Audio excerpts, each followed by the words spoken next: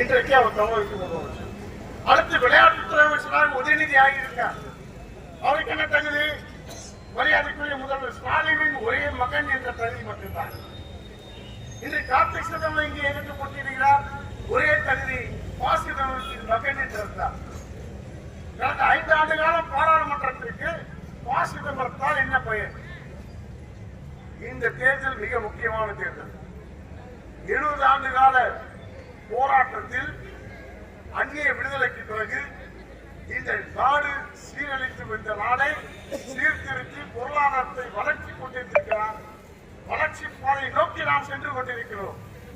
இதை சீரழிப்பதற்காக அந்நிய சக்தி கொண்டு கைகோர்த்துக் கொண்டு திராவிட முன்னேற்றங்கள் கடந்த 3 ஆண்டுகளாக இந்த நாட்டை குறிப்பாக தமிழ்நாட்டை சீரழித்திருக்கிறார் என்பது எல்லோருக்கும் தெரியும். இங்கே எத்தனை சாராய கடைகள் இருக்கிறது?